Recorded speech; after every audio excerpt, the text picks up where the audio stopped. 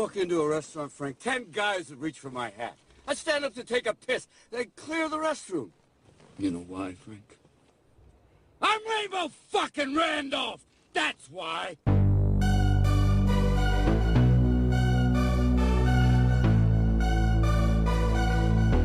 On episode 25 we begin the director's series with Brian De Palmas sisters. Here are your hosts, Jeff, Dave and Chris. Hello, sweet world. You're listening to episode 25 of the CutPrintFilm podcast, and I'm your host, Dave Costel. I'm also your host, Jeff Rollins. And I'm the other host. I'm the host with the most, if you will. Chris Evangelista. 25 episodes? That's right, over 25 hours of us just blowing into these microphones. Babbling like lunatics. Utter nonsense. A quarter century old? I don't know if that's how it works. It's pushing it, I feel. Century might be pushing it. So next week will be half of a year.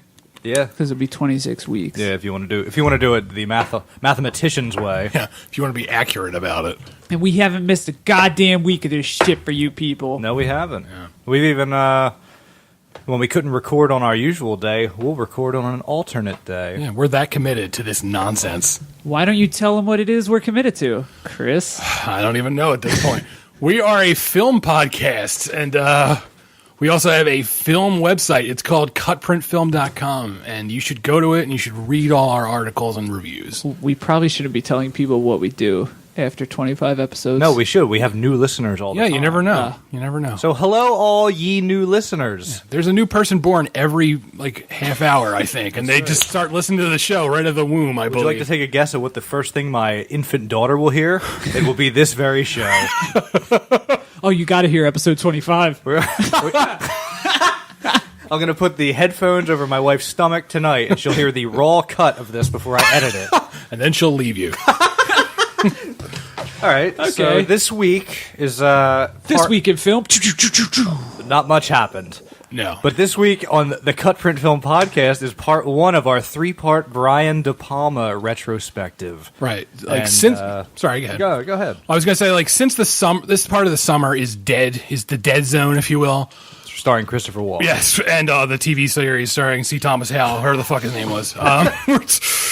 We're doing the director series where we pick a director and then we pick 3 films and we talk about those 3 films over a period of shows. Yeah, we'll probably keep the director series going from this point on unless a major movie comes out and interrupts our flow. Yeah. And if, like you said, if it's a major movie, then we'll skip the director series for that week. But this is a good way for us to watch more movies that we might not have seen. Right, and it's a good way to get you, the listener, interested in movies you might not have seen. Yeah, because a comment I hear a lot from people is, hey, I listen every week, but sometimes I have no idea who you guys are talking about. Right. So yes. It's I hear that too. Let's get you into it. It's almost like film interactive. College. Yeah.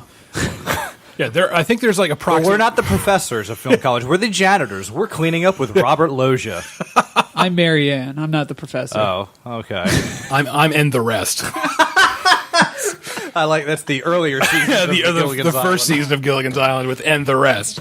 But yeah, so this week we're talking about Brian De Palma's 1973 film Sisters. His debut film, if you will. And next week we're going to be talking about his film Blowout. So if you haven't seen Blowout, now's your chance to catch up and watch it because next Monday is the episode about Blowout. Yes, and I know you've all been waiting for the Blowout episode. We're just going to be blow drying our hair. Yeah. Straight out of that. It's going to be unlistenable audio, so tune in and get annoyed. But first, Chris has some breaking news. Right, so before we go into Sisters... We'll talk what? Off the ticker. Yeah, it's right off the ticker tape. Yeah. I guess you could say the quote-unquote biggest movie that came out this weekend was The Expendables 3. And not surprisingly, The Expendables 3 sucks. It is a bad, bad movie. And you can read my review of the film on CutPrintFilm.com. And I don't have a lot to say about this. I'll just say basically, I think the biggest flaw with all the Expendables movies, and this one in particular, is it does not capitalize on its premise. Like, if you grew up in the 80s and 90s, as we did, and you were into big, dumb action movies, as I personally was, Yes, me too. the concept of having all these big action stars together in one movie, that's exciting, and that could make for a really good but trashy, fun movie. And the Expendable movies, they don't do that. They have these guys in the film, but they don't really interact. Like, it has, Stallone, he's not on the screen with Schwarzenegger a lot. He's on the screen with fucking Randy Couture. Who cares? A terrific, terrific actor. No one wants to see him in the film. And so Dave just pulled up the box office report. Yeah, I can't believe and this. I'm absolutely appalled at what the Expendables 3 opened at. It did less than Let's Be Cops. Fourth place at $16.2 million. Opened at fourth place. Are you kidding me? Which this thing was murdered by piracy. yeah, I mean, a big part of why the film didn't open at all well is it leaked on the internet in a pristine copy like 3 weeks before it came out. Yeah. and but- anybody that saw it, bad word of mouth took hold Yeah. and said, Maybe, okay, that I'll agree with that because piracy's not enough to kill a movie this bad. no, but bad word of mouth But- always is. Oh yeah, absolutely. to 'Cause- kill a bad movie, yes. right, to kill a mockingbird. Yeah. All you need is your bare hands. I'm just saying if They have plan. They have weak necks, is what I'm saying. that was a bird's neck snapping. Yeah. I wasn't like You were cracking up. Like a Muppet. I'm just saying if Guardians of the Galaxy had leaked a pristine copy, it would have still done well. No, absolutely, because people would have said like, "Oh, you got to go see that in the big screen." Or in 3D. Yeah, but this But now Stallone's going to be like he has a justification for his movie bombing. part of me, and this is like the conspiracy theory part of my mind, thinks like They leaked they leaked it on purpose because they knew how bad it was, and they were like, "We need to explain why this bombed, so let's just leak it." That's a good Like theory. a part of me, like That's an interesting theory. I don't think it's true, but it could be true. You never know at this point. Yeah. I wish it didn't leak because then it would have debuted at like 22 million Yeah. and still been in fourth place, and it would have been like, look, you can't fool people 3 times in a row with this bullshit. Right. So, I'm actually more stunned that Let's Be Cops opened at number 3 Yeah, and that's- The Giver opened at number 5. Well, Let's Be Cops made a cool 9 million. It had a $17 million budget and pulled in 26.2. I am shocked that did that well because that looks atrocious, and it's So who knows? I guess people like stuff like this. I don't know. What do I know? Not wait. these people. Okay, so I mean we're talking box office right now. Right. It's a box office, not hour. Please segment. no. Well, I don't think I can take an hour of box office talk. No, but how is the budget for The Giver 25 million? Isn't that a little outrageous? studios often they lie about what their movie costs. Sometimes they adjust up, sometimes they adjust down. It's never you're never going They to used a lot of CGI for all the giving that was done in the film. all the wrapping paper was CGI'd for all the gifts the giver gives Jonas, I believe. All right. Why didn't they go out and buy real wrapping paper? It looks cooler this way. But Okay, back to Expendables. so Snap back to reality. Goodness.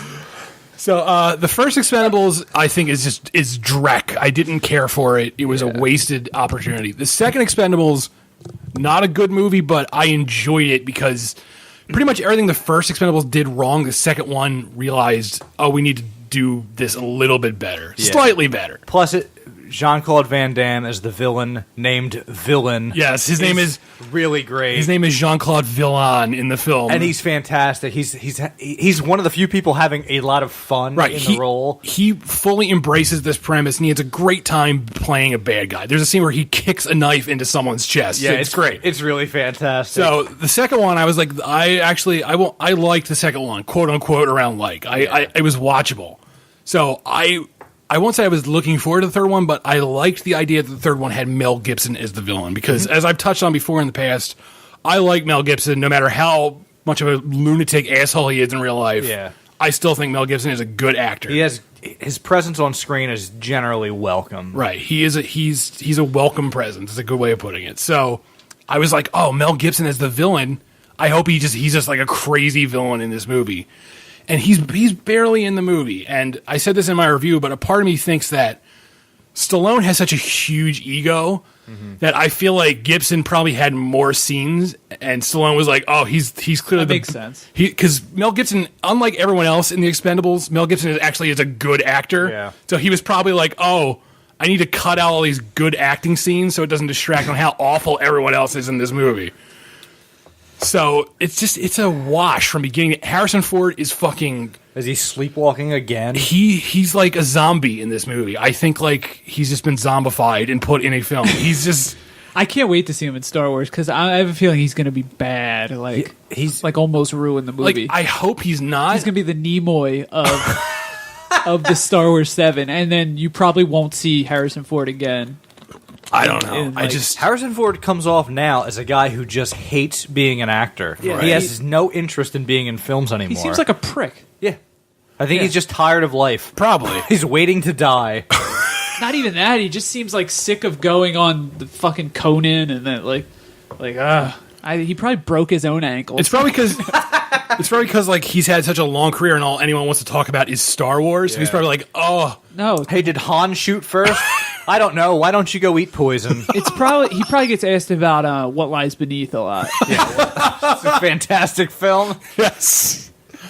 So, does that wrap up our Expendables corner? I had a question. Yeah, please. Does Mel Gibson ever scream, "Shut up and blow me"? Oh boy, he doesn't. Only to his ex-wife.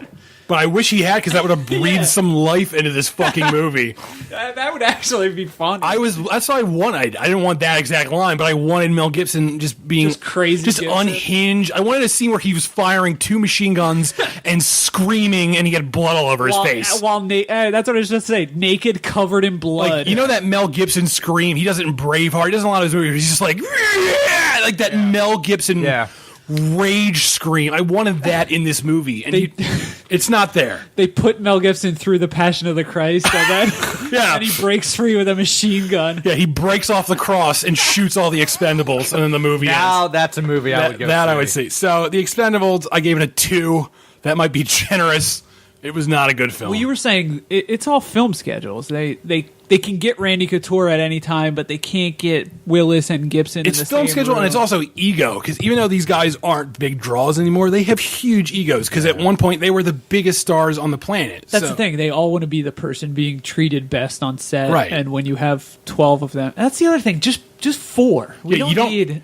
Yeah, there are 10 Expendables in this movie. You don't need that many Expendables at all. I made that joke. The Expendables with Bill Murray, Bill Cosby, Bill Paxton. But if you just did 4 movies, like if you 4 guys in a movie, so each character can be interesting. Yeah, because the Expendables, they're all interchangeable. It's just like this guy, he has a knife. This guy, he also. There are 2 people who use knives in this movie, and that's their thing. Get the fuck out of here. And they already blew the money shot last movie with Jason Statham saying, "I now pronounce you man and knife." You cannot get higher than that peak. That's as high as the mountain goes. Oh yeah, that's no. When Arnold's like, "This car is like my shoe." What? That's it. That's my favorite part in part 2, where he gets in the what is it, Mini Cooper? It's like a smart car. He gets in a smart car and he's like, well, he rips the door. This car is big as my shoes. And he rips a door off. Somehow I must have missed that line. I have zero tolerance for this bullshit, so I really don't care. I'm kind of glad because I'm hoping this kills Expendables. Like the female Expendables. Yeah. No thanks. Not to be sexist, but I need this to stop because like a while ago, a long time, and not to delay any more Expendables talk, but a long time ago, Quentin Tarantino was talking about making a movie similar in this vein, and it was going to be set in World War. It was before he made Inglourious Basterds. It was like the earlier version of Inglourious Basterds, where he wanted to have like Schwarzenegger in it and Stallone. He wanted to have these names in it, and it just never got off the ground. And Stallone sort of just took that idea and made his own shitty franchise. And I just imagine what someone like Tarantino could do with these big action stars. It would be a great, fun, like silly, violent movie. And it could be super cool too if, like, in the same vein as the double feature, the Grindhouse films, like if he made it like an 80s action movie. Yeah, like, that could be it good. Took place in the 80s during like the filming of an 80s action movie. See, that would be fantastic, but no. Instead we got Stallone behind the camera. Right, so yeah, if you... the idea of a continuous story annoys me too. Just reset every time with new guys. Like, you don't need... to like. I don't mind the continuity of having the same guys, but do we need to add more people every movie? Well, what else This are you gonna film do to adds get people 6 there? new Expendables. What else are you going to do? You're going to make better movies. That's what you're going to do. No, I mean from their perspective, they're saying, "Oh shit, we got to do something new. Let's get Jamie Foxx." Let's be cops. Yeah.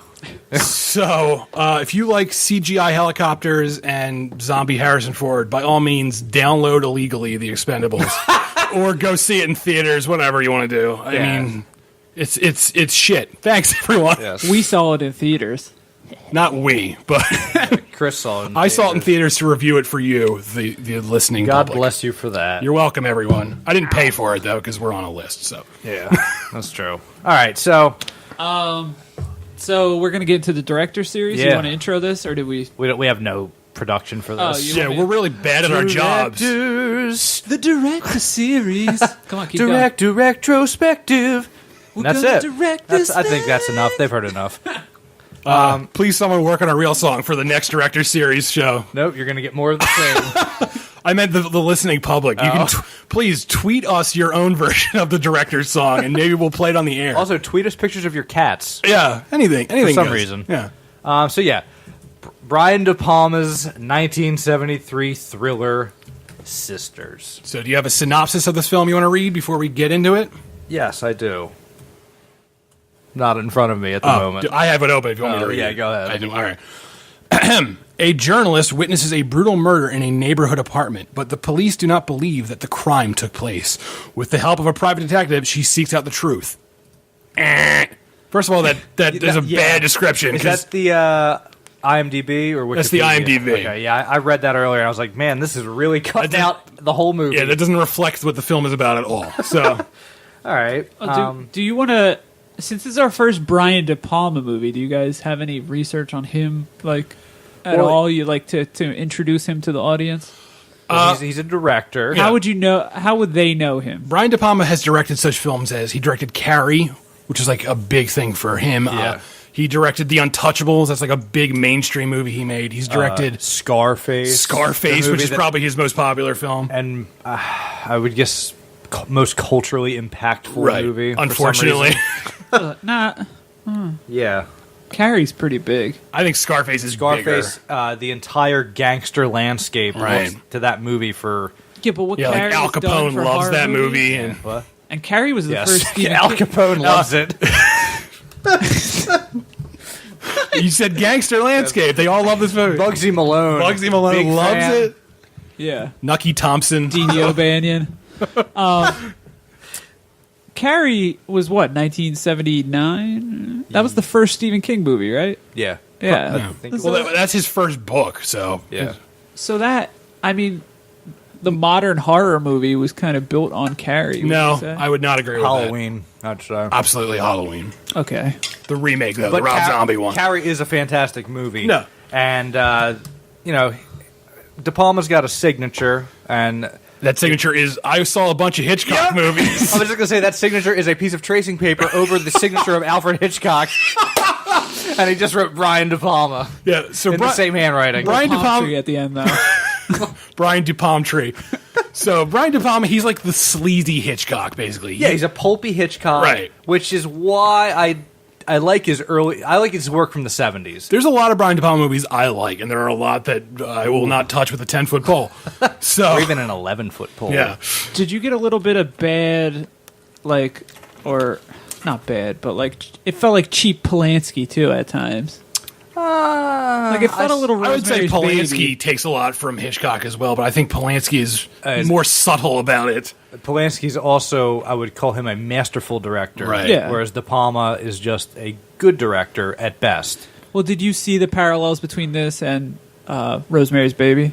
Not really, but why don't you enlighten me? Just like specifically the scenes where like it kept like zooming in on her face and she's screaming in bed. Like Okay. I was like, this But is I starting feel to like feel. that's a little Hitchcockian too, with Yeah. Psycho and Right. I mean that whole. There's a scene. Why don't we run down the plot as it really The real plot, not the IMDb one. I sidetracked the plot So, discussion. first and foremost, if we're going to talk about a film this homages to, it would be Rear Window. Yep. Because that's the big part of the plot. So, And Psycho. yeah. Well, there's a major I would say it's like scene it's a that is- crossover of the two. It's almost. Psycho and Rear Window. All right, Yeah. so who wants to break it down? All right, well, break it down. I was waiting for someone to do that. Margot Kidder stars as is she Danielle or Dominique? I She forget. is foremost Danielle. Okay, so she stars as Danielle, this French French-Canadian. Canadian, and she's a Siamese twin who was He separated. even says that. He's like, I thought you were French. He's like French Canadian. Yeah. And you see, like, he looks disappointed. as we all are every time we hear that. So she plays this Siamese twin who was removed from her sister, and the film opens very strangely God, and this in was a game awesome. show. Yes, it was awesome. The film opens in a game show called Peeping Toms. It's Yeah. called, and Margot Kidder is playing this character who's pretending she's blind, and it's a hidden camera show where she accidentally, quotes around accidentally, walks into a men's changing room and starts getting undressed, and there's a man in there, and the whole gist of the game show is the audience or the contestants have to guess, will the man tell her that she's in the men's changing room, will he leave, or will he just sit quietly and watch? So that's how we open, and This also has nothing to do with the movie. absolutely nothing.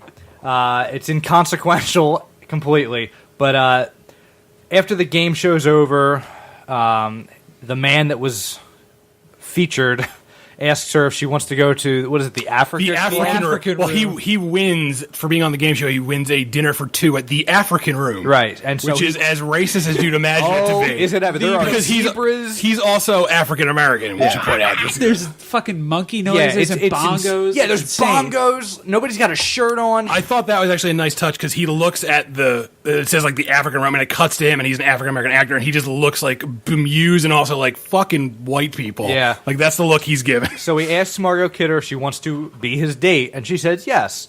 No, she asks. Oh, she does? Yeah, she's like, hey, yeah. I'll be your date to the African room. And he says, why not? Because she makes that. This is actually a funny line, which is like, I have my own cutlery. Because she wins a box of knives. So Yeah, and so they go to the African room, they have dinner, and then he takes her home, and they sleep together. Cut to the next The old in and out. Yes, a little in and out, a little out and in. We don't know. they don't go to really- In-N-Out Burger. Yeah. They get it animal style. Then it's her birthday, and they act like they've been together for a long time. Yeah. The next day is her. She tells him that it's her and her sister's birthday, and her sister lives with her. So he goes out. He gets a cake. He has the cake decorated to say. Oh, and he gets her some pet pills. Yeah. So what happens is while he's sleeping, he thinks he hears the sister Dominique come in and have an argument with Danielle. Right, and let's just spoil that right now. Yeah, so yeah. They're the same person. They're the same person in the film. Or are they? Who the fuck knows? So Her sister was separated at birth, and she died. she died on We the find operating that out. table. So But she's got mental problems, and she has split personality, personality, and she talks to herself as if she's her own sister. That's the crux of the Yeah. what do you call it? The psychoanalysis Right. part of the film. But so yeah, the next day she sends him out to get her pet pills. Right. And he decides to get her a birthday cake. He has the cake made out to Danielle and Dominique. Brings it back. Oh my god, there's this. Go ahead. There's the scene. Okay, so it's when he's getting the cake, and it's I love split that screen, scene. and it's her. No, it's not split screen. It's her writing the cake out, and it goes H, like happy birthday. She writes the H, and then it cuts to her in the bathroom on the floor, like she can't find her. She had one pill left, Yeah. and he knocked it in the sink like a buffoon. Yes. she's like writhing. because he's a boob. It's like 30 seconds of her writhing, like then it cuts back to the cake, and it's like A, I love that. I thought that was great. and then it's back to her in the bathroom, back P, and I was like, are we gonna do this all the way to Dominique? And I was Danielle? kind of hoping they were. I was wondering like why is this movie 17 hours long? My copy was 17 hours. You have the director's cut where they write every letter on the So cake. yeah, he gets the cake, he takes it back, he can't find her, so he cracks the door open to the bedroom, and he sees what he thinks is her sister that he hasn't seen yet, laying in the bed, and he comes over with a enormous knife. Yes, and the cake, which in itself is just creepy. Like, if I'm sleeping, don't sneak up on me with a cake and a knife. right by my face. Yeah. The knife is pointed at his face, and he lowers it and bends down to the bed, and she grabs the knife and stabs him in the throat. And blood and paint comes out of his body. Yes, Elmer's paint. Yes, they're using a can of bear paint from the Home Depot. Unmixed bear paint comes out of his body. If she didn't stab him, he was going to die in the next 10 minutes anyway because his blood was coagulating already. Yeah, and it's just the oil resin on the top of the can of paint. And blood aside, it's actually a cool little because she stabs him in the face. She stabs him in It's brutal. Yeah, it's you're cringing when you're watching it. Right. But yeah, that was one thing I did like about the film. The fact that they used the 70s gore with that bright red paint as blood. I really enjoyed that. It's like the Dawn of the Dead blood, where it's just like fluorescent red. Like blood does not look like that. So he's dead. So meanwhile, while he's being killed, the film then cuts to a completely different character. And this is sort of also a psycho parallel where you spend the first half hour of the film thinking it's about this sister and the guy she's dating, and the movie actually becomes about this reporter played by Jennifer Salt, who is she? And she's made of hair, correct? Yeah, she. Yeah, it's hair in a dress. It's hair in a dress. She's wearing she's wearing the mask that Chewbacca wore in the Star Wars films, but with the face missing and just the hair part. Yes, she's wearing a Kentucky waterfall hairpiece. So. She's a reporter for the Staten Island. It's some like Staten Island rag paper she works for. The Panorama, right? Yeah, something like that. And so she witnesses the murder, and since she's like a muckraking journalist, the police hate her because she wrote a story about about police brutality. Yeah, it was police brutality. I'd like to report a murder. I'm Grace Collier. And then she goes, yes, that Grace Collier. Like the operator instantly knows who she is. Like, oh, this bitch. And she's like, that doesn't matter right now. There's a murder. She's like, I write it as I see it, detective. Yeah, anyway, so I call him as I sees it, see? A fucking argument over her prose.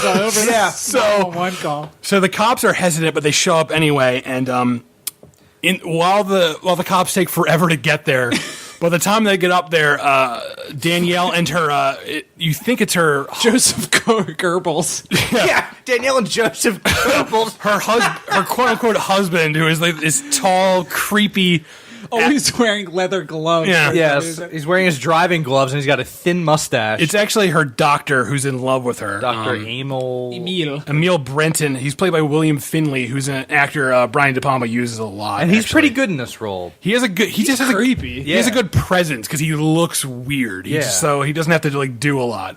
But they hide the body in a couch, basically. Yeah, which was creepy. Very creepy. Right. The thing I liked about that whole sequence is De Palma uses Hitchcock's split screen style, where you're watching both things happen at the same time. You're watching the murder being done, and you're watching Grace. What's her name? Collier. I think. Collier. See from her window. Philippe, the murder victim, reach up and like touch the window, and it's so well done. It's fantastic. It's cool. It's probably the best part of the movie. Is and that split screen. You don't get this type of thing in movies that often, where you have to change the way you're thinking about the movie because this is happening at the same time from two different perspectives. It's a really neat way to make a scene. It keeps going for a lot. It shows. Because then it's the response time of the police while Emil is cleaning the body. Yeah. Right. And that's even creepier. But he's like fucking Mr. Fix-It because he gets the comet out and he's cleaning the carpet. He knows really well how to dispose of bodies. And then the scene immediately following that, when Grace and the police go up to the apartment, that is expertly done. Right. Where they show Emil hiding. Yeah. And you're watching two ends of the same hallway, and they're both coming down from opposite ends, and Emil hides behind a corner. It's just it messes with your brain. Like your brain goes inside out for a second. That's one of those scenes in movies that I love because you don't see it that much anymore. Where you have to stop and think like, how did they do this? Yeah, because it's clearly they weren't using two cameras because you would see the other cameraman at the end of the hall. Right. So, and the continuity matches so well that I was just like, how the fuck did he pull that off without making it look? I mean, the movie itself aside, the technical aspect of the way this film was made is admirable. And absolutely. The technical aspect is the best part of the film. That's why I wanted to do this film first. Absolutely, yeah. Because it's just so clever. Like, it's a very clever way of making this film. I would argue that this first half of the movie is the best part of the movie because after the whole split screen sequence and they find no body, after that whole part ends, it becomes a completely different movie, and that movie is kind of shitty. It becomes like it's a noir detective and it's story not done well. But not only that, it never does anything technically as well as it does. Yeah, like the front. How far into the movie are we at this point? 20 minutes? Yeah, probably like a half hour. And we've seen all of the cool, I would say the only other cool spot. There's a dream sequence, which is really well done because it's just creepy and weird. It's a mind fuck, and it has like that dreamy quality to it. Like it actually feels like a real nightmare. Okay, so after the police don't believe that Grace saw this murder because they get to the apartment and everything's cleaned up and they don't see. Well, she didn't see the murder, and that's something that annoyed me. She only saw the hand, but she saw the hand, but she claims she sees all this shit she did not see, which would have been impossible to see. She says like he wrote "help" on the window in blood, which I don't remember. They don't show that to us. And the cops show up and they're like, "Oh, this is a race murder," and like nobody ever mentioned he was black. Like, there's like a lot of like. But I'm gonna forgive the film for that because I'm not. All right. There was one thing I liked as far as continuity goes where the blood that Emil cleans up, Grace slips and falls in that exact same spot. This seemed like a joke almost. Right, it's kind of like Three Stooges. But she drops a cake on a man's foot. Yeah, she comes out with the cake. She finds the cake that says to Danielle and Dominique, and that's a clue. Right. But she slips on where Emil cleaned the blood up with the Comet powder and drops the cake. Earlier, when Emil's walking out of the apartment, he slips and falls and busts his head, and then has a bruise on his head the rest of the movie. Yeah. Like it has no. Well, he comes back wearing that beret to cover it up. Yeah, it's so. It feels like De Palma at times is almost making fun of Hitchcock. Like, nah, I don't think he's making fun of it. But De Palma was known for comedies too, right? And this I think was his first thriller. Right. He has like a sort of like a Three Stooges dark sense of humor. Yeah. But you could put Benny Hill under this at some point. Little yakety sax. So well, yeah, I would say like on that point, the tone of the film is one of its biggest problems because it can't quite. It's uneven. It can't settle on what it's trying to be. So Grace Collier meets this PI played by Charles Durning, a slimmer Charles Durning, because he becomes an enormous hot air balloon person by the by the turn of the century. He ate all the pies, and his name is he's Joseph Larch. He's a private investigator. And I wanted more of him in the movie because he was wonderful. That IMDb description makes it sound like the movie's going to be Grace and this detective. And I wish like, it was. He's in like one big scene and then he's out of the movie pretty much until the very end. Yeah, where he's on a telephone pole looking through binoculars at a couch. But so yeah, she enlists the help of Joseph Larch, Joseph Stalin. Yeah, well, no, he's long gone. Oh, really? And at this point. I guess it's assumed that they are going to crack the case, but it really becomes about her trying to crack the case. Am I jumping ahead too far to say that she finds this, I guess it's a home for the mentally deranged? No, I mean, that's pretty much where like first her mother tells her about it. First she goes and she talks to a writer at like Time or Life magazine. Right. Time, yeah. Who wrote an article about these the Siamese twins? That's how she finds out about it, and so from there she goes to the mental hospital, which looks like a Nantucket beach house. It doesn't really look like a mental institution. It's a bed and breakfast, which it's always a great idea to go investigative reporting in a mental institution. Yeah, at night alone without telling anyone. Except this mental institution is very well lit. Yeah, and just kind of a cozy little place to hang out. Yeah, it's like there's scalpels everywhere too, just in case you want to. So she has an encounter with some of the creepy residents, and surprise, Danielle's boyfriend is the head doctor in charge, and he tells Grace that,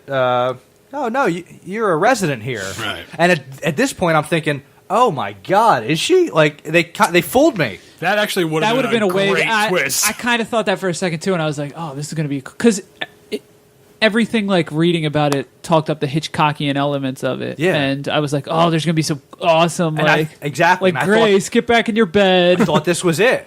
But no, we still have 45 more minutes of movie left. All right, so he drugs Grace and he lays her on a bed next to Danielle, which I don't know why that's happening. understand. But whatever. So they're next to each other, and Grace basically has a dream that also shows what happened to Danielle, but not really. It's like it imprints herself as Danielle's Siamese twin. Yeah, it kind of got it's confusing. goofy, very confused. It's goofy, unrealistic, metaphysical nonsense that has no place in the film.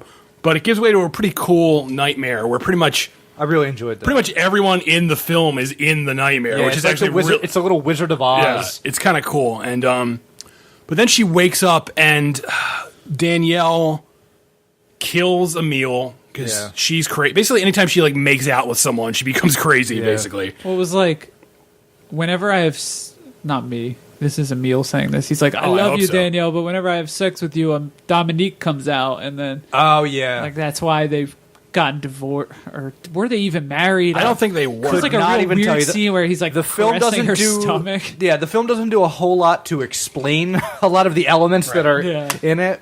But so a hypnotic suggestion has been placed in Grace's head that Nothing happened, None of this basically. happened. She has no memory whatsoever, and that's pretty much where we end the movie. And Well, then the it cuts cops to- come and she's like, I don't know, there's no body, and she keeps saying that. Yeah, they she's the one that placed the initial call, Right. And now she's saying there's no body, she has no recollection. And then it cuts to Charles Durning on the telephone pole With binoculars, looking at I don't know why he incredibly conspicuous. I don't know why he wouldn't just go down there and pull open the couch and find the body. No, wait, there's a cow next to it. Well, there's a cow, but then a man shows up and takes the cow away angrily. He's like pissed. And then as it pans out, there's a Canadian flag to suggest that the couch is now in Canada. Yeah, Right. it made it across the border, and therefore, I guess the murder is never going to be solved. Yeah, because And once a body's in Canada, they can never solve that murder. it's a sovereign nation. Yeah. But like, So that's it. That's the movie. he's on a telephone. It was so Wayne's World too. Like when Yes, Wayne's up there you're on waiting the for telephone. Garth to give the Is that signal. Garth? Yeah,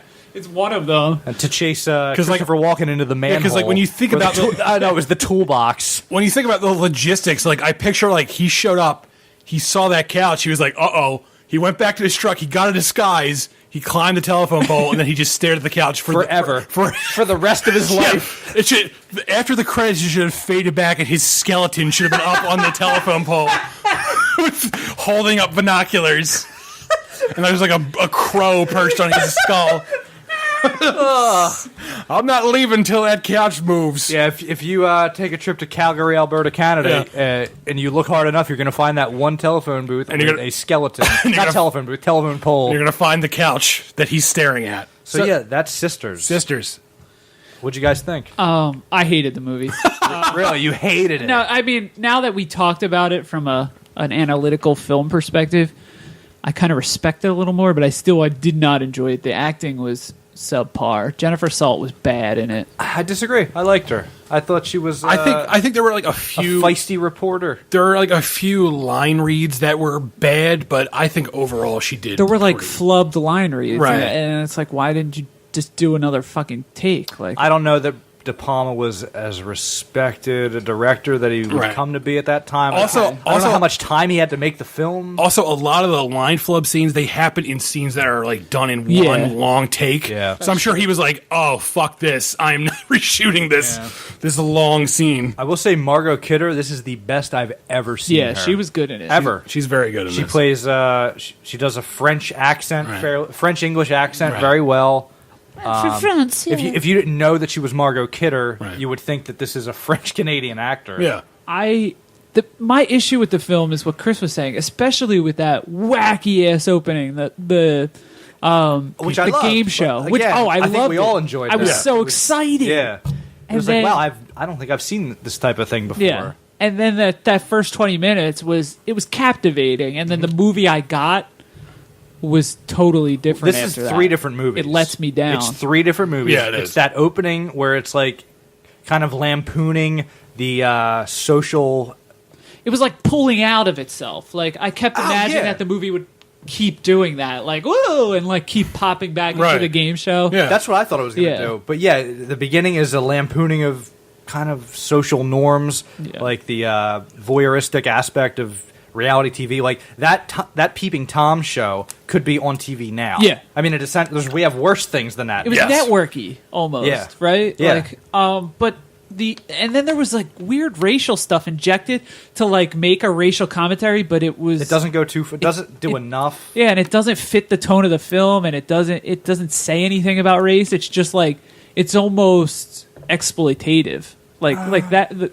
The African Room felt from a different out of movie, place, yeah, and it felt funny in like the relation to the game right, show. It's more satirical, like the game show. Because what if she had won the dinner to the African Room? Like they would.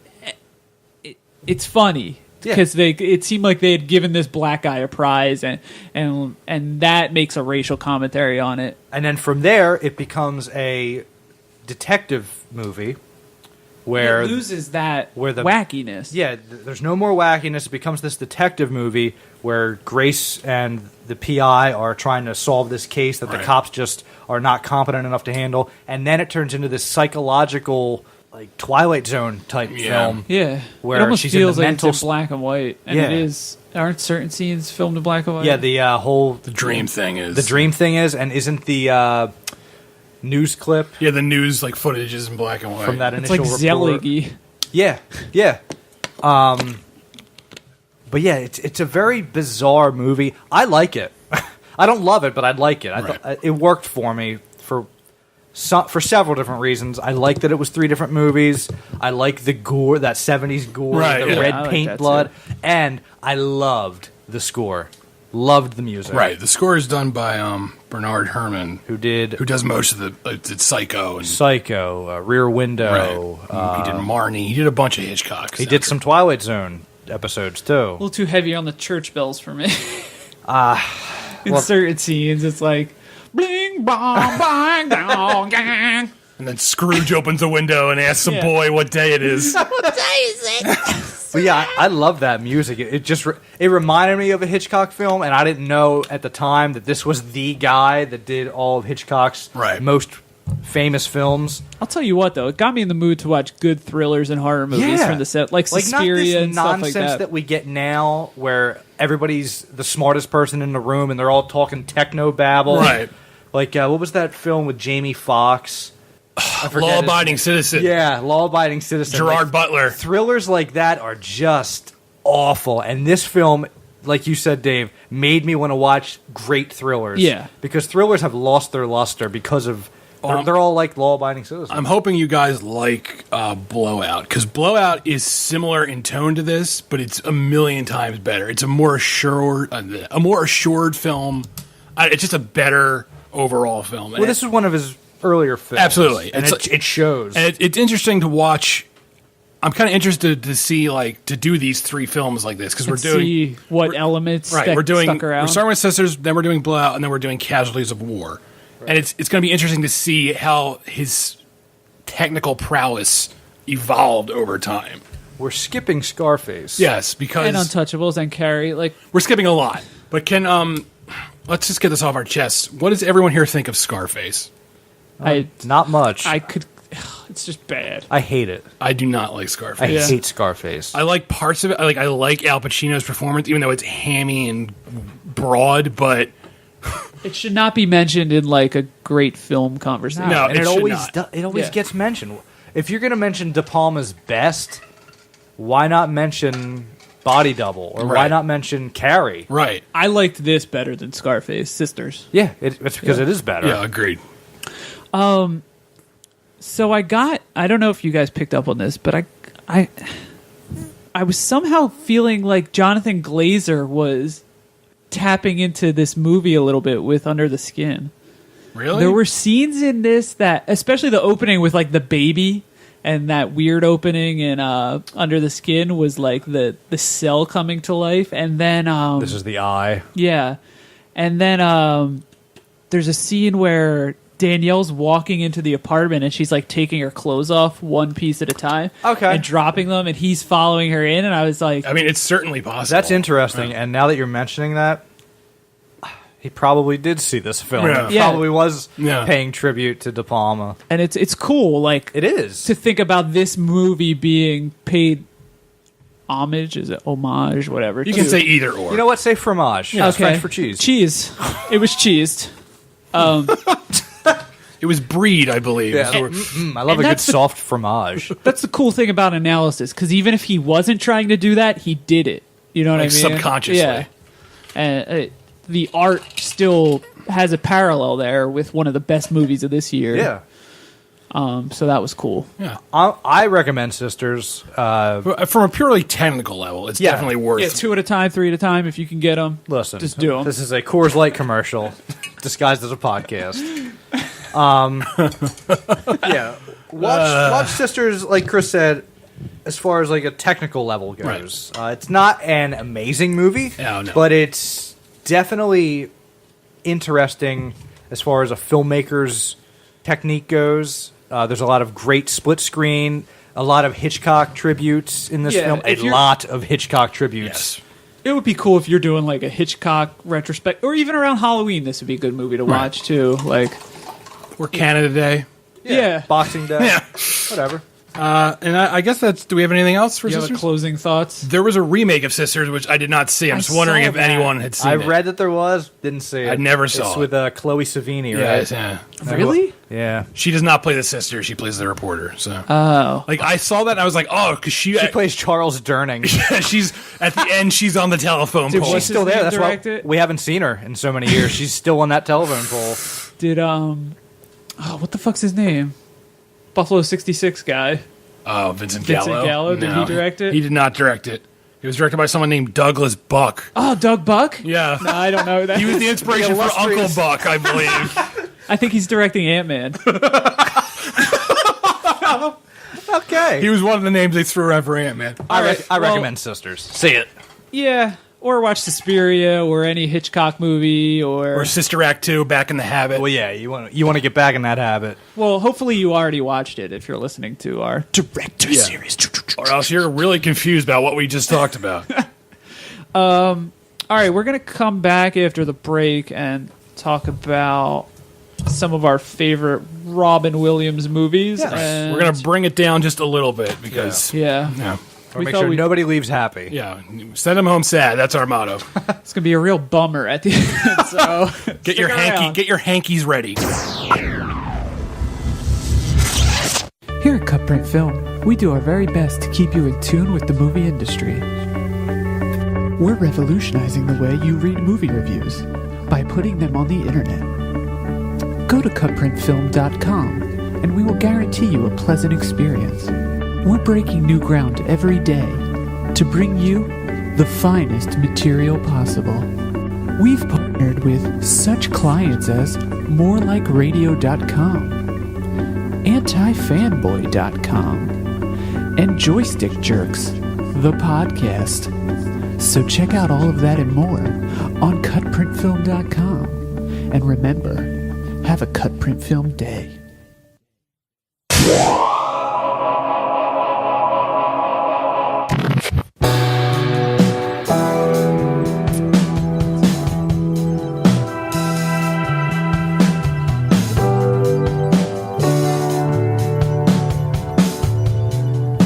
We're back. Welcome back, everyone. CutPrint Film Podcast has returned. And we're all upset. Yes. Yeah, we should have, maybe we should have opened with Rob Williams because this is like the sad part, but whatever. Yeah. We'll try and make it not too sad. Yeah, because this is we're going to be talking about our favorite Robin Yeah, Williams. this is a celebration of his work, not Yeah. like we're not going to like obsess over his untimely death. So. No, but the only negativity will be when we joke about his terrible roles. Yes, like- which is fair game. Yeah, there were plenty of terrible roles for Rob Williams. Specifically in the last few years. yeah. He ran into some dreck. Yeah, and I wouldn't even say the roles are terrible. It's the films he's in that are just Yeah. I'm not saying he's bad. 'Cause No. he's actually pretty good. Yeah, like in so. mostly everything. Robin Williams was a spectacular actor. I think people think of him primarily as a comedian, but he went to Juilliard for acting. He was primarily an actor who just happened to be funny. Yeah. So it's not like a lot of like stand-up comedians. They start as stand-up comedians and then they like sort of become actors, and that was sort of the opposite for him. He wasn't. Is he the only like stand-up comedian who's also a trained actor? I can't think of any other one. I wouldn't say he's probably not Maybe the Eddie only, but he's Murphy? probably like the most Eddie Murphy's not trained. No, like not the way. Like Eddie Murphy did not go to Juilliard, so I mean, Jeffrey Rush. No, I don't know. Jeffrey Rush live at the Apollo. that stand-up comedian Jeffrey Rush. But you know what I'm saying? Like, that's an insane accomplishment It is. for a Yeah, it human is. being. And then the other thing, a lot of people, this is one of the first things people around you probably started saying too, like, oh, why'd he kill himself? Like, he had so much going for him. Right. And it's like, Robin Williams was famous pretty much his whole life, Right. like his whole adult life. So to him, it was just that's normalcy, you know what I Right. mean? Yeah. Normalcy.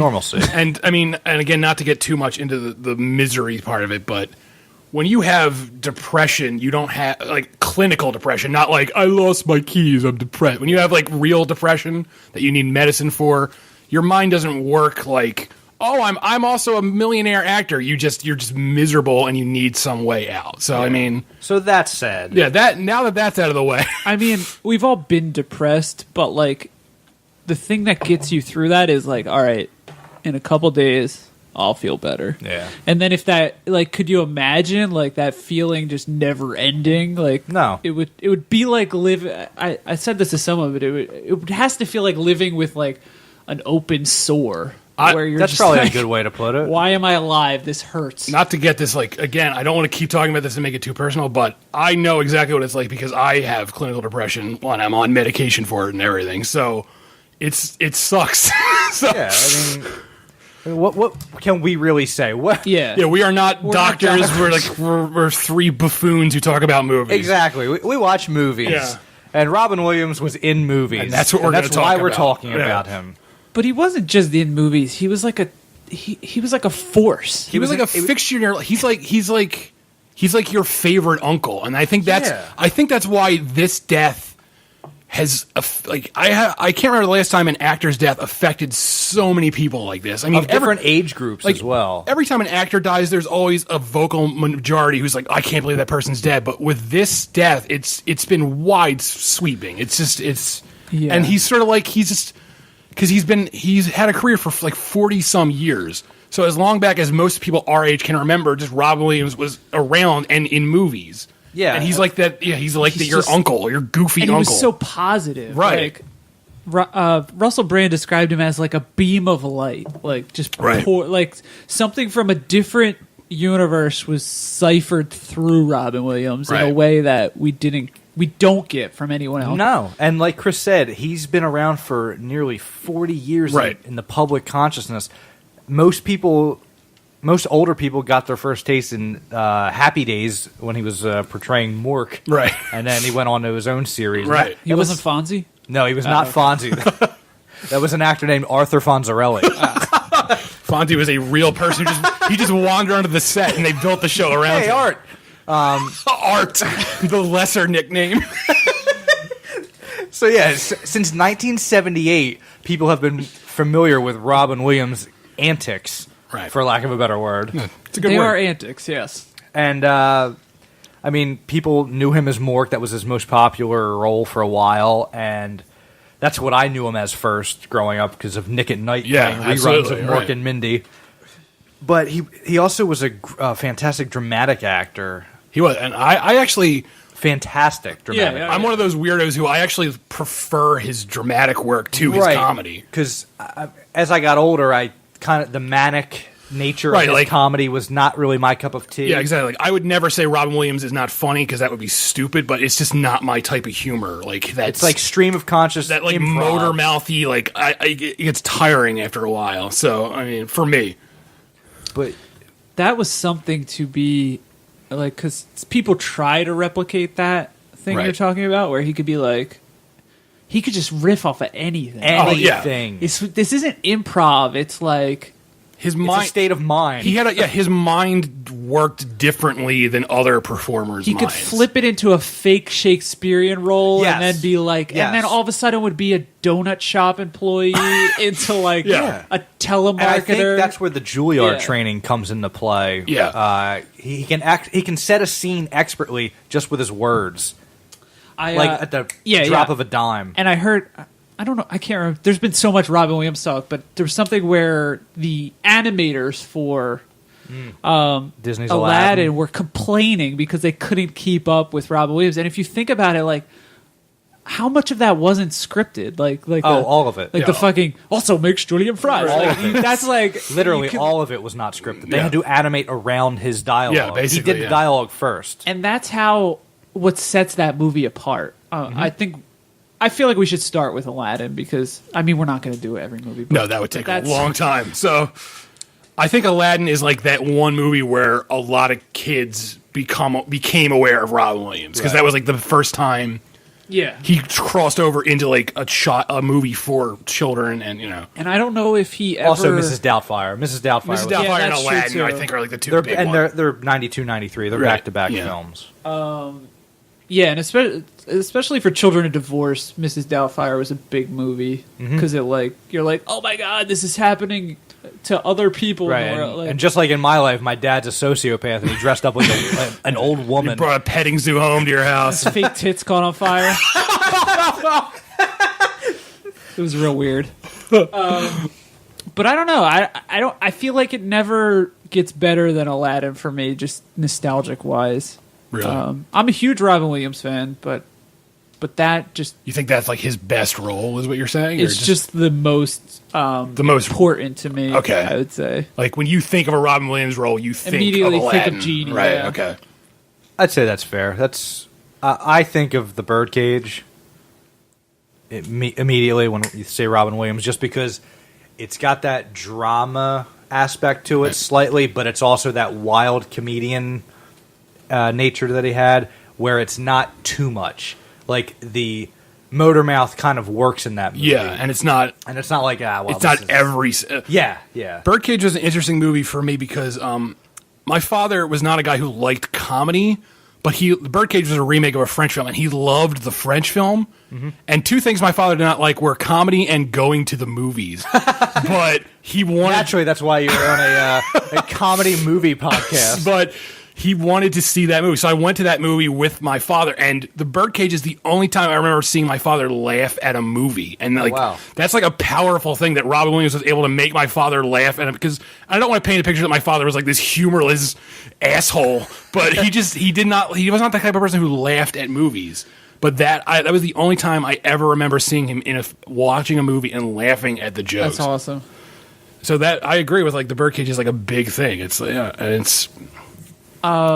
dramatic wise, I would say Dead Poet Society and Good Will Hunting kind of fit the same. I'm not the biggest Dead Poet Society fan. We went over this earlier in the week. Jeff's a robot. I don't like maudlin for the most part. I agree that Dead Poet Society is almost sickly. Like, you'll get diabetes from that film. That's how like it's like eating the entire Sweet. Russell Stover's right.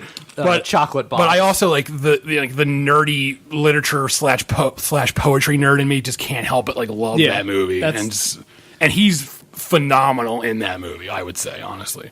And sorry, good. Say it. Keep going. I was like, it just goes back to, like, I think the reason his dramatic work was so good is because I don't want to like play too much into like personal life slash whatever, but all his dramatic performances that are the most memorable, they have this like sadness to them. Yeah, and he was so good at that, and it's obvious why he was so good at that. Yeah, I mean, I didn't know it at the time. Right, he was an expert at portraying sadness just by facial expression alone. It's so and like. Well, I think what makes his dramatic work also so impressive is, like, he's so known for being, like, manic and spastic and, like, all over the place. But when he does a dramatic role, it's so quiet and subtle. And it's like, you can't believe it's the same guy who's, like, running around spewing a million jokes at once. And I think that's another reason. So specifically, 1 Hour Photo. Absolutely. And I'd say World's Greatest Dad. He's excellent in that as well. Wonderful. I'd say... Going back to this, but all of the emotional weight almost of Good Will Hunting rests on Robin Williams. He's the best part of the movie. Like, I don't really give a shit about Matt Damon's character in that movie. But it's insane because without Robin Williams, like, no other actor, because that's a role in a script, but I don't feel like any other actor could have filled that role. It also would have lessened the role had another actor. It would have just been a side thought.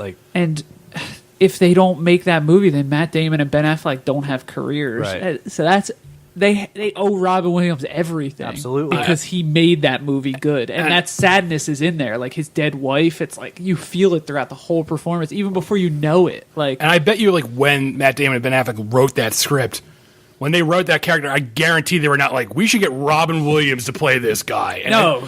and I think that's another thing that just makes that performance so remarkable. I mean, he won an Oscar for that performance. So, I mean, it's just, it's so, I don't know. And going back to 1 Hour Photo, I rewatched 1 Hour Photo the other night because I'm going to write a piece for it for the site. And I'd always liked that movie, but I hadn't seen it in a while. And he is so fucking good in that movie. It's like, it's almost distracting how good he is in that movie. Because that movie, that's a character that's very quiet. He doesn't say a lot. There's like voiceover narration, but it's mostly just a performance that's achieved through just, you know, facial expression and just the way he interacts with the world around it. And that's such a dark character for him to play too. And he's so good at it. And it's just, he was an actor who could just do so much stuff. And I think he defines versatile. Right. Absolutely. He's an excellent actor. how do you guys feel about Insomnia?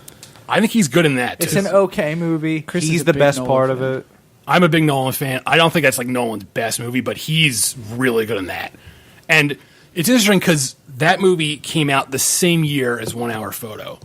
And in both those movies, he's playing like a quote-unquote a horrible person. crazy guy, but they're such different performances. Because whereas one's a little over the top. like the 1 Hour Photo performance, it's like a sad sort of crazy. Whereas the Insomnia, he's just kind of just evil, really, the way he's playing that character. And there's a lot of mustache twirling. yes. But He ties a woman to the train track. yeah, he wears a top hat and he's a big mallet. What does he do though later in his career after like World's Greatest Dad would be the last noteworthy thing, right? Yeah, which is, I guess. I mean, he had that show which I never saw. I never watched it. I guess like the last he was in Zero. It says he's in Zero Theorem. Yeah, is he any good in that? Because you reviewed that. Do you remember him in that at all? I can't. Oh my God, he's not even. I can't remember him being in the movie.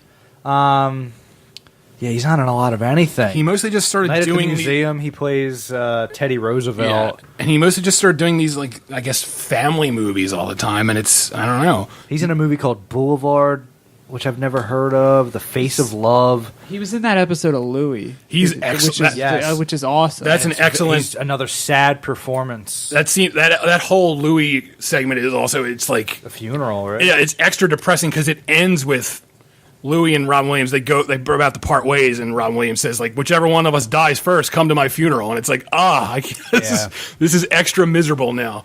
Yeah, but it oddly feels like a suiting like farewell. Yeah, like You know what I mean? almost wish that was like the last thing he had done because that would be like a perfect way to send him off. I guess you could say. No, the last thing he did is in post-production right now. It's called Absolutely Anything, and he's credited as Dennis the Dog, the voice of Dennis the Dog. I mean, that could be good just because the Monty Python, the living members of Monty Python are actually in that movie. That's like their big reunion movie.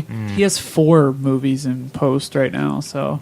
One of them is called Merry Friggin' Christmas. That's which going to be great. Is that a Dennis Leary film? Christmas movies are always good, said no one. Yeah. He's in the Night of the Museum movie, a Yeah, that third comes one, out. which is called Secret of the Tomb, which probably will change its title. Cause I think it's called Secret of the Give Us More Money, Please. Yeah, that's what it is. that is it. But It's a cumbersome title, too.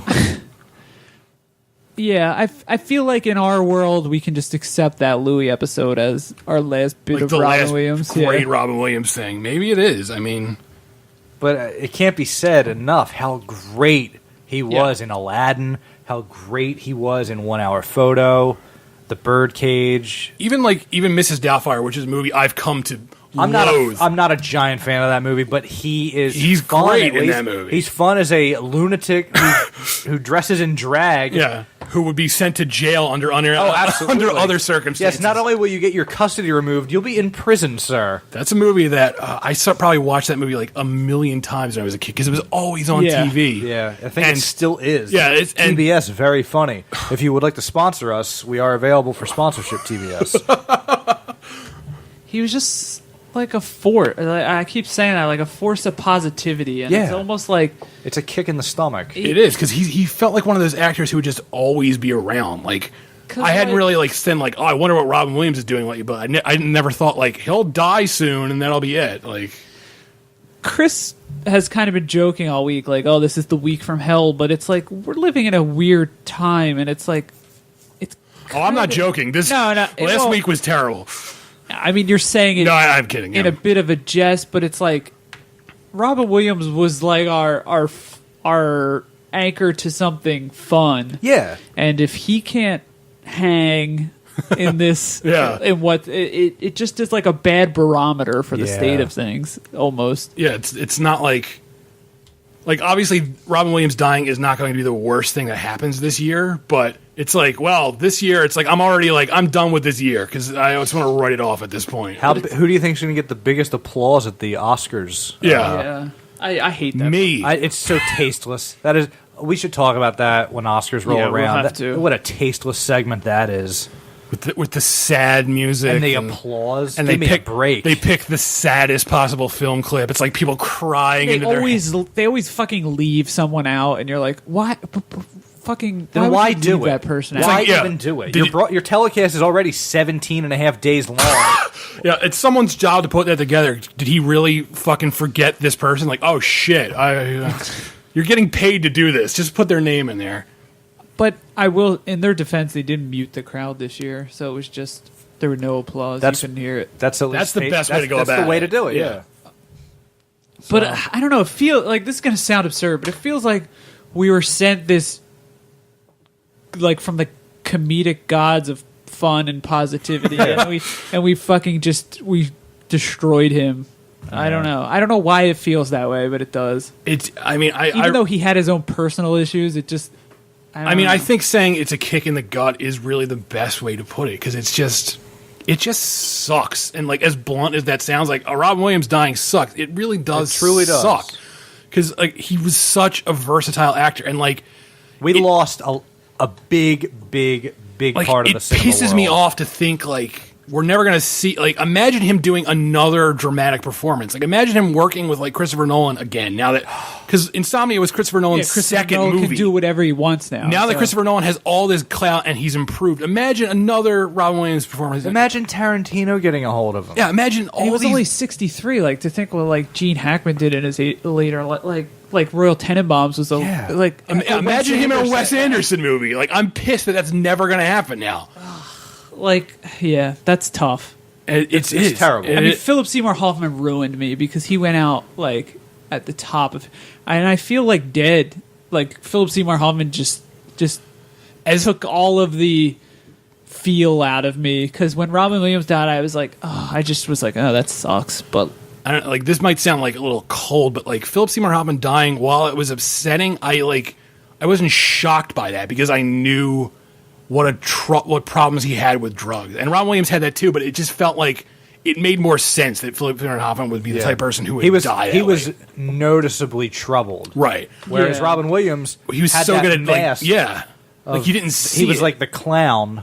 But Philip Seymour Hoffman didn't want to die, and that's what like I still watch The Master, and I'm like, this guy had so much more in him, and it hurts when I watch that movie. Yeah. Whereas like Robin Williams hasn't done anything in a while, so to me it was like it I don't know. I'm not comparing the two. No, but it just, I get what you're saying. I'm just saying like this year has already destroyed me. That it's not a good year for great actors. Let's put it that way. No, and they're kind of in the same like realm. Like they would play sort of the same characters. Yeah, absolutely. So it just feels like we're losing all of those good older white male characters. Yeah, that's all right. We have Channing Tatum. as no one says anything. That fucking Wes Anderson, Quentin Tarantino thing killed me.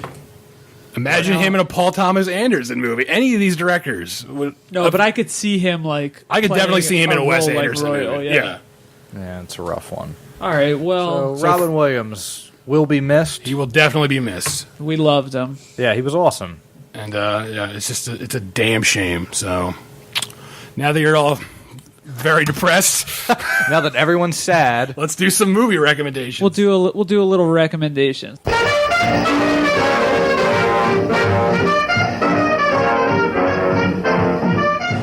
CutPrintFilm Weekly Movie Recommendation.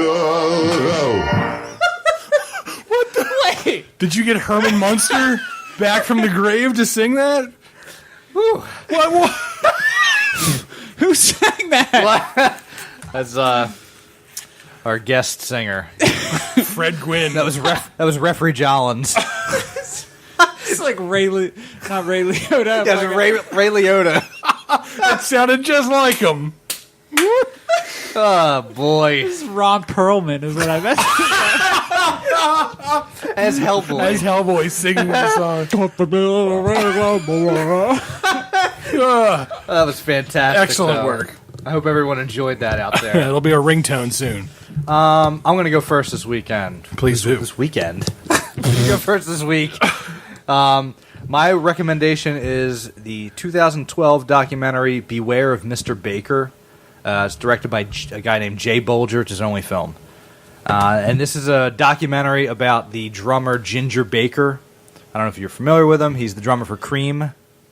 And, I am. Okay. No one was saying anything, so. Sorry. He's a drummer for Cream and Blind Faith. You're probably more familiar with Cream.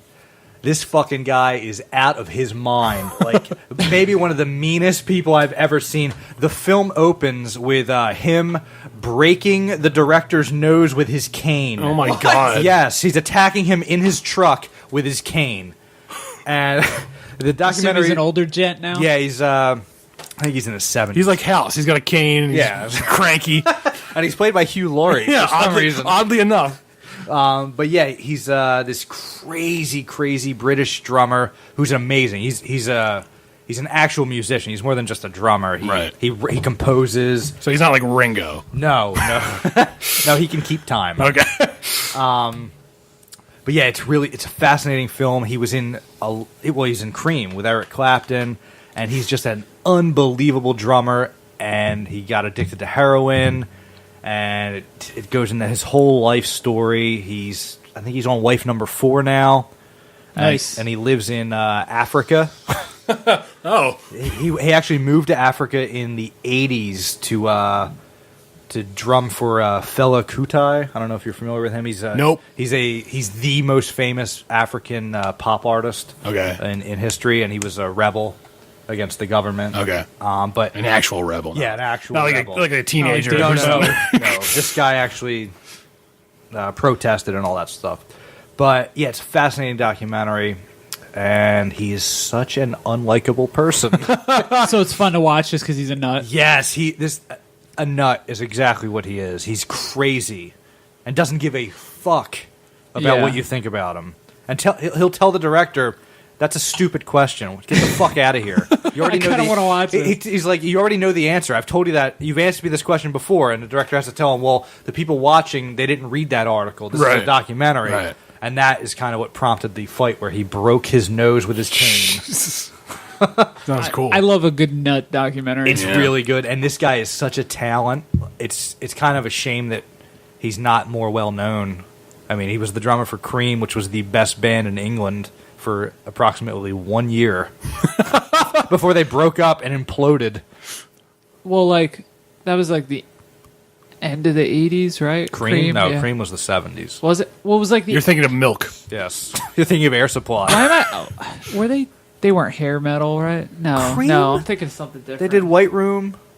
Oh, In okay. the White Room. Mwah, mwah, mwah. I'm just going to do that the rest of the show. Yeah. Mwah, mwah, mwah, He's mwah. playing a trumpet with a plunger. Take it away, I don't know Dave. who I'm thinking of. But yeah, that's my recommendation.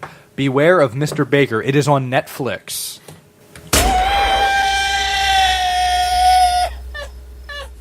What is that even? That is a clip from Dirty Harry, Well, I don't remember that. from where Dirty the main antagonist gets stabbed in the leg. Oh. Want to hear it one more time? Sure. Yeah, let's do it. I'm sure we'll hear it a couple more times. Next, And he becomes a rooster. he becomes Rockadoodle. You should have got the sound effect of that guy in Sisters getting stabbed in the face. Oh my god. I have it right here. Uncanny. I'll go. At least it's not the Boogans. Anyway, my recommendation is the 1968 film Once Upon a Time in the West, directed by Sergio Leone. I actually picked this today as today's Soundtrack Sunday on our site, CutPrintFilm. You mean yesterday's? Oh, I'm sorry. Sunday. I'm broadcasting to you from the past. But so this is a spaghetti western, if you will. Any Parmesan cheese on? Yeah, there's a lot. There's some meatballs. That's a spicy meatball, yeah. right, Dave? Yeah. All right, thanks. We are banging on all cylinders. Improv tonight. King Dave. Always say yes. Once, Yes, and it's yes, and. Just end. so, I already said Parmesan cheese. Rigatoni. Yeah, spaghetti and rigatoni and meatballs. Italian. that's it. I'm done. No. right. So Once Upon a Time in the West. It's basically it's fantastic. It's just like an epic, sprawling, brutal western. It's about basically this guy's trying to build a railroad, and so he sends his like hired gun in to kill everyone in the way. And the hired gun is played by Henry Fonda, who and this was like a break for his kind of performance, because Henry Fonda usually played like nice guys in movies. Yeah. 12 Angry Men. Right, yeah. And so Sergio Leone sort of used that to twist the audience expectations, because he's like this asshole in this movie. He like the first scene with Henry Fonda, he kills a kid. So it's like, oh, this is not what I expected from Henry Fonda. And it's just Charles Bronson is in it, and like being his most Charles Bronson-y. He plays like a harmonica. Death Wish. It's a prequel to Death Wish 3. Yeah. Well, this is Death Wish's grandfather. The character was named Death Wish in his films, by the way. Oh, so it's a comic book film. Yeah, so All right. this takes place in the Old West, and then eventually his son gives birth to Death Wish. That makes sense. So, No, it doesn't. no, it doesn't. And What was your movie again? it's Death Wish 3. All right. This fucking... This is Is this the ultimate Western film? I would say this is the ultimate spaghetti western. This is a masterpiece. This movie. It's almost 3 hours long, but it's just, I don't know, like This inspired a lot of the stuff in Django, right? pretty much anytime Tarantino does anything involving like westerns and stuff like that, he's taking directly. Even Kill Bill, he took. Absolutely. Yeah, The definitely. music from this movie, which was, I can't pronounce his name, so I'm not going to try. Ennio Morricone is his name. Like He's the 5, 6, 7, 8. Yeah, he's those cute Japanese girls. I didn't talk over Jeff's recommendation like this. Things are falling apart. Sorry, my movie isn't about fucking Ginger Baker, everyone. Well, he demands respect. I just actually know what you're talking about. So I was trying to say Cream was a hair metal band earlier. So, look, this is a good movie. Watch it. It's on Netflix. It's fantastic. I will probably watch that this week. It's really good. One of the things he does, what Leon does with the film is there's a lot of, he's really interested in like rituals leading up to violence. So there's a lot of scenes where there's just silence and characters are just almost like fetishizing like their weapons and loading their guns. And it's just silent and it's tense, and then just violence happens and it's shocking. It's a really interesting. Just the fact that Henry Fonda Is like the bad guy. bad guy. That's excellent to me. It's an excellent movie. So it's on Netflix. I recommend it. All right. What is that end noise? That's the guy getting stabbed still. It really hurt. It takes you completely out of the movie. All right, let me get all my quips ready for Dave while he's talking. Quip up. Let me open my 101 silly joke book joke. Henry Fonda what? Fonda you?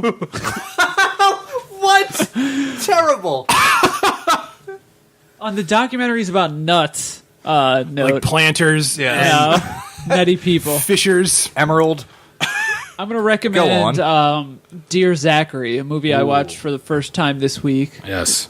which is I think it was the first movie ever on Netflix. Maybe a terrible week to watch Dear Zachary. Yeah, I'll be yeah, honest. I mean, If you're feeling blue, don't watch this movie. Yeah, that's why I'm recommending it. It's the perfect capper for the week of misery. Misery Week TM.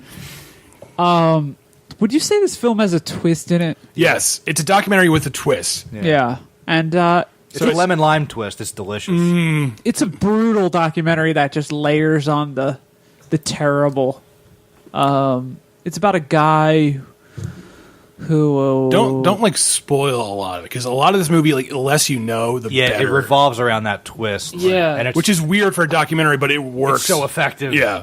It's about a guy's friend who's trying to record he's trying to capture a bunch of memories about his friend who's passed away, and it's kind of cool because this guy was apparently awesome and touched a lot of people's lives. He's like the nicest guy in the world, basically. It's pretty amazing because if you wanted to make a documentary about the people I've touched, you could do it in about 14 minutes. Yeah, you wouldn't have to drive across the country. This guy literally has to fly to like 3 different countries and different hospitals, and just to meet people that his friend interacted with in order to capture these moments. And it's a pretty terrible film that turns into an awesome portrait of how great his parents are. Yeah. They're Right. just two of the They're best so people. nice. Like, it almost destroys your faith in humanity, but then his parents are such good people. It's Yeah. like, I can't believe there are people this nice in the world. Because like, I fully accept that there are terrible people in the world, but the fact that his parents are just so nice. Yeah, had his parents not been like as great as they were, the takeaway from the movie would just be awful. Like, I honestly think if his parents weren't in the movie, it would be unwatchable. Because I don't know why you'd want to watch this. It would just be an exercise in misery. Yeah. You still at the close of it, you still feel pretty terrible. Yeah. I mean, we've established that I'm a mechanical man, but this movie Here's this oil can. oil can. This Jeff film, only had a heart. this film almost made me cry. Almost. And that's a ringing this endorsement film- from Robot Jeff Rollins. This film, I am a robot. This film messed me up. My gears, my circuitry. Yeah, this is a great movie. Yeah. I mean, most people have seen it, but if you're like me and you've only seen 33 movies, see this one. This is kind of like that movie Senna. Like, this has been on Netflix since the dawn of time. Yeah, pretty much. Yeah. And I've always passed it over because I just thought it was something different than it was. Right. It's one of those movies where you can't know what it is until you watch it. So watch it. Yeah. Tonight. And get your hankies ready. Oh my God. You guys still here? Robert. Are your eardrums okay? Turn that piano down. Just turn it down. It's one of those pianos with a volume knob. Is Robert Loggia playing the piano now? I thought he was just the janitor. He got promoted. Look, our piano player, he just couldn't take it anymore, so he left. You know what that music means? The show's over. Time to hand out our prizes. You get a trip to the African room. Oh, good. For dancing and dining? Yeah. Excellent. And Chris, as a consolation prize, you get this set of knives. Oh. That will later be used to kill someone. I didn't even think about that. Yeah. Nice touch. I guess that if it weren't for the what's it called? The game show, none of this would have happened. Oh, maybe that kind of gives the game show a reason for existing. Yeah, it sets the scene. All right, so we're talking about Brian De Palmas' sisters today on the Yeah. CutPrintFilm podcast. That feels like ages ago.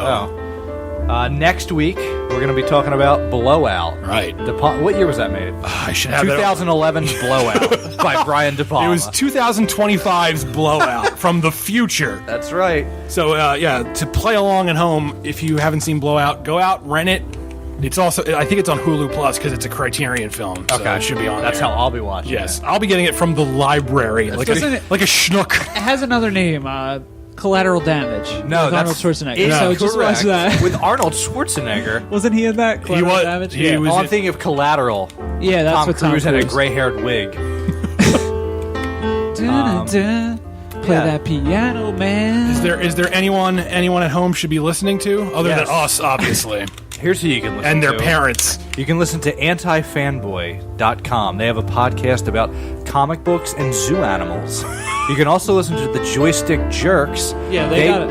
Yeah. Oh, I was sorry. going to say, they do a podcast exclusively about episodes of Friends and Seinfeld. Oh, yeah. So listen to Joystick Jerks and Anti-Fanboy. Joystick Jurors have a Kickstarter going right now. Yes. They already reached their goal, but donate anyway. Yes. 'cause- They've exceeded their goal by $200, but why not pump more money Yeah, into them? Why ever stop?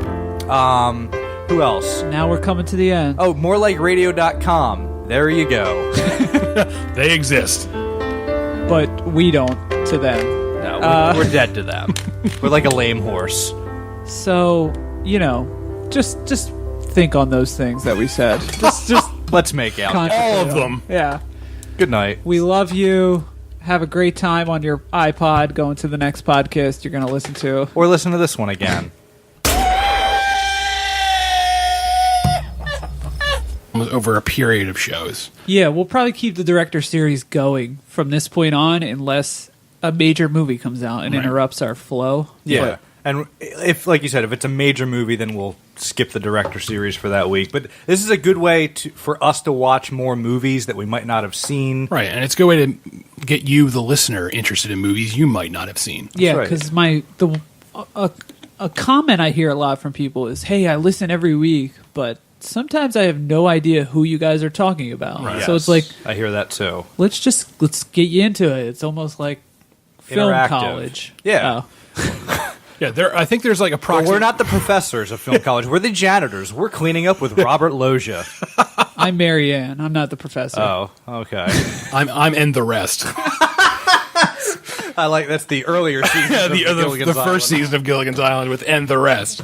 But yeah, so this week we're talking about Brian De Palma's 1973 film Sisters. His debut film, if you will. And next week we're going to be talking about his film Blowout. So if you haven't seen Blowout, now's your chance to catch up and watch it because next Monday is the episode about Blowout. Yes, and I know you've all been waiting for the blowout We're episode. just gonna be blow drying our hair. Yeah. Straight out of that. It's going to be unlistenable audio, so tune in and get annoyed. But first, Chris has some breaking news. Right. So before we go into the Sisters, ticker. we'll talk. What? Off the ticker. Yeah, it's right off the ticker tape. I guess you could say the quote unquote biggest movie that came out this weekend was The Expendables 3. And not surprisingly, The Expendables 3 sucks. It is a bad, bad movie. And you can read my review of the film on CutPrintFilm.com. And I don't have a lot to say about this. I'll just say basically, I think the biggest flaw with all the Expendables movies, and this one in particular, is it does not capitalize on its premise. Mm-hmm. Like, if you grew up in the 80s and 90s, as we did, and you were into big, dumb action movies, as I personally was, Yes, me too. the concept of having all these big action stars together in one movie, that's exciting, and that could make for a really good but trashy, fun movie. And the Expendable movies, they don't do that. They have these guys in the film, but they don't really interact. Like, it has, Stallone, he's not on the screen with Schwarzenegger a lot. He's on the screen with fucking Randy Couture. Who cares? A terrific, terrific actor. No one wants to see him in the film. And so Dave just pulled up the box office report. yeah, I can't believe And this. I'm absolutely appalled at what The Expendables 3 opened at. It did less than Let's Be Cops. Fourth place at 16.2 million. Opened at... Crazy. just gets it. unhinged. I wanted a scene where he was firing 2 machine guns and screaming, and he had blood all over his face. That's what I was just saying. Naked, covered in blood. Like, you know that Mel Gibson scream? He does it in Braveheart. He does it in a lot of his movies. He's just like, "Yeah!" Like that Mel Gibson rage scream. I wanted that in this movie, and it's not there. They put Mel Gibson through the Passion of the Christ, and then Yeah. and he breaks free with a machine gun. Yeah, he breaks off the cross and shoots all the Expendables, and then the movie Now ends. that's a movie I would go That see. I would see. So, The Expendables, I gave it a 2. That might be generous. It was not a good film. Well, you were saying it's all film schedules. They can get Randy Couture at any time, but they can't get Willis and Gibson. It's in the film same schedule, room. and it's also ego, because even though these guys aren't big draws anymore, they have huge egos, because at one point they were the biggest stars on the planet. That's the thing. They all want to be the person being treated best on set. Right. And when you have 12 of them, that's the other thing. Just 4. We Yeah, don't need. Yeah, there are 10 Expendables in this movie. You don't need that many Expendables at all. I made that joke. The Expendables with Bill Murray, Right. Bill Cosby, Bill Paxton. But if you just did 4 movies, like if you if you 4 guys in a movie, so Even those each character 3 can guys. be interesting. Yeah. Yeah, because the Expendables, they're all interchangeable. It's just like, this guy, he has a knife. This guy, he also... There are 2 people who use knives in this movie, and that's their Yeah. thing. Get the fuck out of here. And they already blew the money shot last movie with Jason Statham saying, "I now pronounce you man and knife." You cannot get higher than that peak. That's as high as the mountain goes. Oh yeah, that's No, when Arnold's like, "This car is like my shoe." What? That's it. That's my favorite part in part 2, where he gets in the what is it, Mini Cooper? It's like a smart car. He gets in a smart car and he's like, Well, he rips the door "This off. car is big as my shoes."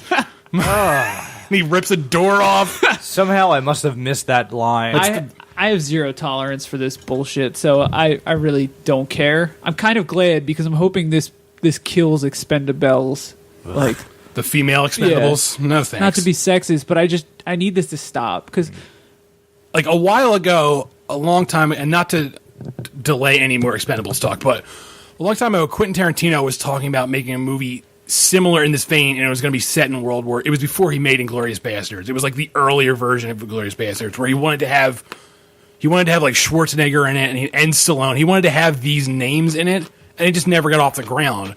And Stallone sort of just took that idea and made his own shitty franchise. And I just imagine what someone like Tarantino could do with these big action stars. It would be a great, fun, like silly, violent movie. And it could be super cool too if like in the same vein as the double feature, the grind.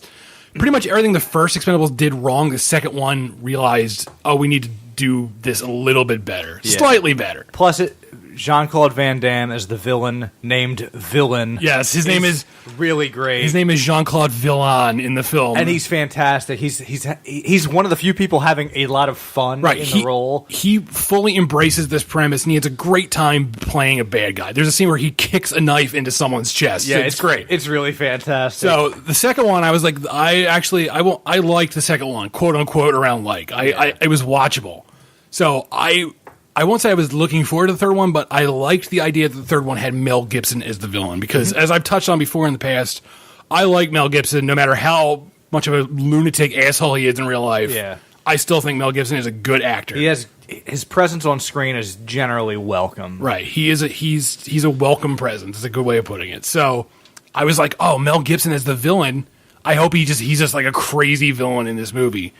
And he's barely in the movie. And I said this in my review, but a part of me thinks that Stallone has such a huge ego that I feel like Gibson probably had more scenes, and Stallone was like, "Oh, he's clearly that makes sense." Because Mel Gibson, unlike everyone else in the Expendables, Mel Gibson is a good actor. Yeah. So he was probably like, "Oh, I need to cut out all these good acting scenes so it doesn't distract on how awful everyone else is in this movie." So it's a wash from beginning. Harrison Ford is fucking. Is he sleepwalking again? He's like a zombie in this movie. I think like he's just been zombified and put in a film. He's just.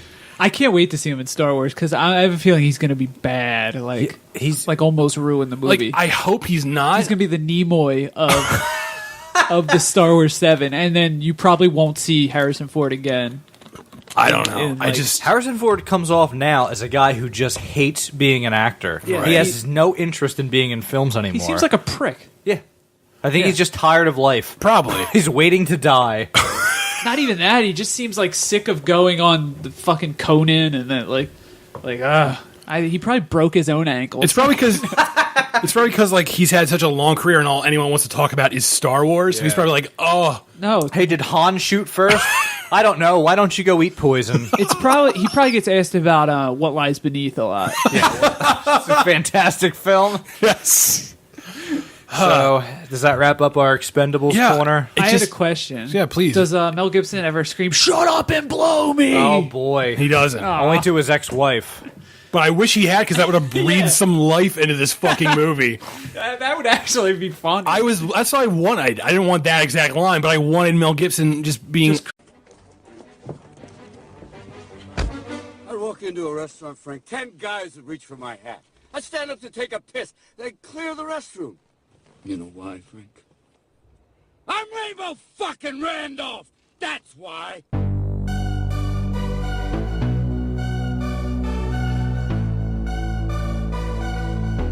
On episode 25 we begin the director's series with Brian De Palmas sisters. Here are your hosts, Jeff, Dave and Chris.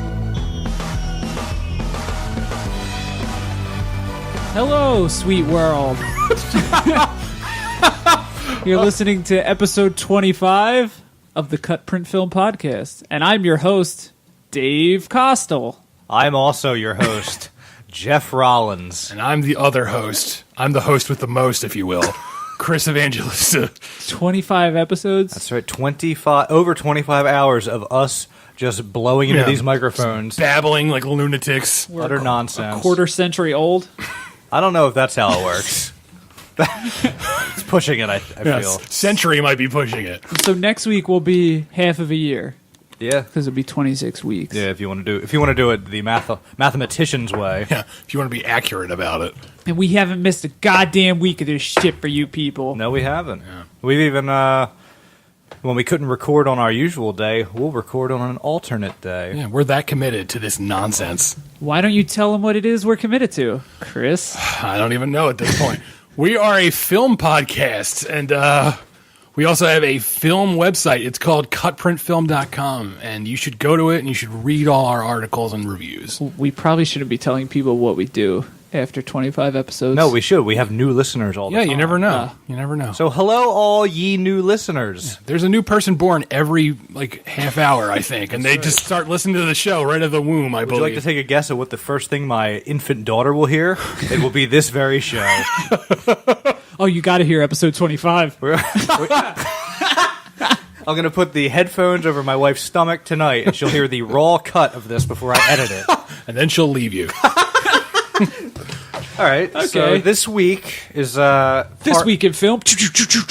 not much happened. No. But this week on the CutPrint Film podcast is part one of our 3-part Brian De Palma retrospective. Right. And, sorry, go ahead. Go ahead. I was going to say, since this part of the summer is the dead zone, if you will. Starring Christopher Walken. Yes, and the TV series starring C. Thomas Howell, whoever the fuck his name was. We're doing the director series where we pick a director and then we pick 3 films and we talk about those 3 films. 4th place, are you kidding me? Which this thing was murdered by piracy. Yeah, I mean, a big part of why the film didn't open at all well is it leaked on the internet in a pristine copy 3 weeks before it came out. And anybody that saw it, bad word of mouth took hold and said... Maybe, okay, I'll agree with that because piracy's not enough to kill a movie this bad. No, but bad word of mouth always is. Oh, yeah, absolutely. To kill a bad movie, yes. Right, to kill a mockingbird. Yeah. All you need is your bare hands. I'm just saying it's a plan. They have weak necks is what I'm saying. That was a bird's neck snapping. Yeah. I wasn't You weren't cracking up. Like a Muppet. I'm just saying, if Guardians of the Galaxy had leaked a pristine copy, it would have still done well. No, absolutely, because people would have said, oh, you got to go see that in the big screen. Or in 3D. Yeah, but this... But now Stallone's going to be, he has a justification for his movie bombing. A part of me, and this is the conspiracy theory part of my mind, thinks They leaked it on purpose because they knew how bad it was, and they were we need to explain why this bombed, so let's just leak it. That's a good theory. A part of me, That's an interesting theory. I don't think it's true, but it could be true. You never know at this point. Yeah. I wish it didn't leak because then it would have debuted at 22 million and still been in 4th place, and it would have been look, you can't fool people 3 times in a row with this bullshit. Right. So I'm actually more stunned that Let's Be Cops opened at number 3 and The Giver opened at number 5. Well, Let's Be Cops made a cool $9 million. It had a $17 million budget and pulled in 26.2. So I am shocked that did that well because that looks atrocious, and it's So who knows? I guess people like stuff like this. I don't know. What do I know? Not these people. Okay, so I mean we're talking box office right now. Right. It's a box office, not hour. Please segment. no. Well, I don't think I can take an hour of box office talk. No, but how is the budget for The Giver $25 million?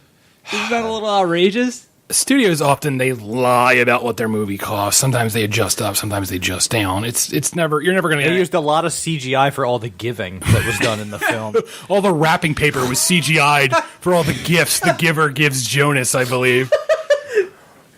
All right. Why didn't they go out and buy real wrapping paper? It looks cooler this way. Okay, back to Expendables. So snap back to reality. Goodness. So the first Expendables, I think, is dreck. I didn't care for it. It was a wasted opportunity. The second Expendables, not a good movie, but I enjoyed it because